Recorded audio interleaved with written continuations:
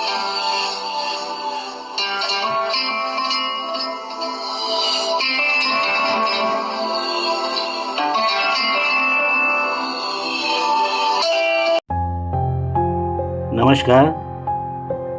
मैं तुलसी बिष्ट आज आपके सामने एक और आध्यात्मिक चर्चा के साथ आज मैं भस्म भगवान शिव की भस्म का एक सारांश रूप से भस्म क्या होती है इसके लिए आज आपके सामने उपस्थित हुआ। भगवान शिव घोर गृहस्थी का पालन करते हुए मोह माया से विरक्त रहते हैं और वह संदेश देते हैं कि अंतकाल सब कुछ राख हो जाएगा। कोरी राख है शब्दों की, कुछ भी तो नहीं है अपने हाथ में, जब जन्म ही अपने हाथ में नहीं है और ना ही मृत्यु, फिर भी कोई भी तो इस संसार में मरना नहीं चाहता है। मनुष्य जीवन केवल ईश्वर प्राप्ति के लिए है, अन्यथा भोजन, पानी और भोग विलास तो प्रत्येक योनि में रही है और रहती है। जीवन इसलिए है ताकि मनुष्य अपनी मुक्ति या मोक्ष प्राप्ति के लिए अपने विवेक और बुद्धि से अपना गहन चिंतन कर सके, क्योंकि परमात्मा की प्राप्ति के बाद ही तो जन्म और मरण के बंधन से मुक्ति प्राप्त की जा सकती है। जन्म और मृत्यु तो सृष्टि का नियम है, यही तो संपूर्ण ब्रह्मांड का संतुलन बनाए रखने के लिए सक्षम है। अगर कहें कि भगवान ने जन्म के बाद मृत्यु और मृत्यु के बाद जन्म न रचा होता तो क्या होता? मृत्यु तो एक कटु सत्य है। मृत्यु है तो प्रेम भाव दुनिया में आज तक जिंदा है।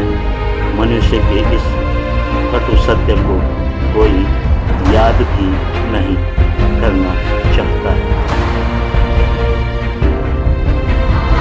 राख या भस्म और कुंडल और कमंडल लेपने, पहनने और रखते रहने से क्या हो जाएगा? साधना के बीच जो भी भौतिकवाद के भारी साधन हैं, उनसे सिमट कर न रह जाओ। जीवन में बचता क्या है? काम, क्रोध, मद, लोभ, मोह, दुख का रोना और सुख की चिंता में ही जीवन बीत जाना है। भक्त का मन सांसारिक मोह माया से मुक्त होता है। मृत्युलोक में जो जीवन की संरक्षणता का पाठ पढ़ाए, उसी का नाम तो भस्म है। इसीलिए शिव का एकांतवास ध्यान हिमालय में या फिर भ्रमण शमशान में। शिव भस्म का मूल यह है कि मनुष्य शारीरिक सुंदरता पर गर्व न करे, परम सत्य को हमेशा से याद रखे। जन्म मरण के बंधन को समझना हो तो जो भस्म शिव के तन के ऊपर लगी हो, उस भस्म का अर्थ जाना है कभी किसी ने क्या? प्रलय काल में समस्त जगत का विनाश हो जाता है, तब केवल भस्म यानी राख ही शेष रहती है। यही दशा शरीर की भी होती है। बाबा महाकाल को भस्म लगाना संसार के नाशवान होने का संदेश देती है रही है।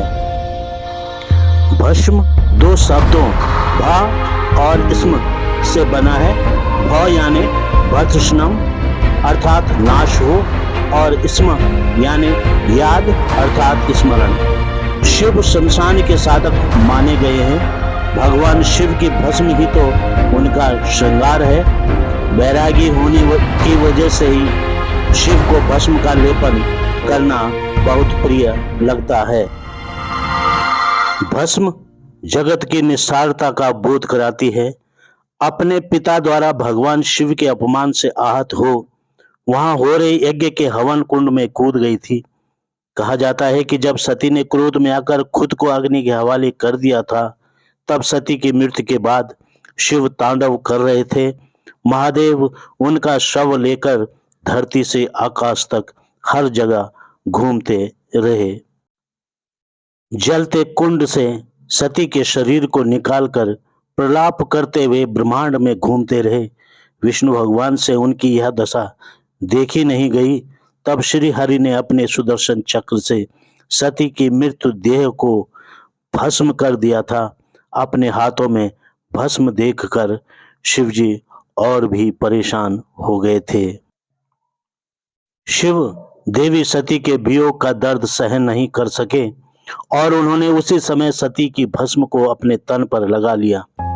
कहा यह भी जाता है कि तभी से शिवजी को भस्म अति प्रिय है। शिव अपने शरीर पर भस्म धारण करते हैं। भगवान शिव का वस्त्र ही बभूत या भस्म है। नवनाथ पंथ में कहते हैं कि उल्टंत विभूत पलटंत काया, अर्थात यह बभूत काया को शुद्ध तथा तेजस्वी बनाती है और ठंड से बचाती है। राख देह का अंतिम सत्य और सृष्टि का सार भी। वैसे तो कर्म हमारे हाथ में हैं और कर्मों के फल विधि के हाथ में, क्योंकि मनुष्य जीवन कर्म प्रधान रहा है।